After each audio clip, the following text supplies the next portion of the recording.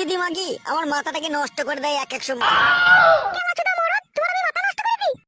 মারবো ঢেমুনকে কথা বললে পারে। এ পাঁচু, পাঁচু কি করছিস কি রে? তোর বউয়ের সাথে? আমার বই পোঙা মারছিলাম বেবু কাচ্চুদা, আবার কি করছিলাম মাইতে এসে। তুই কি কাম মাইতে এসেছিস এখানে?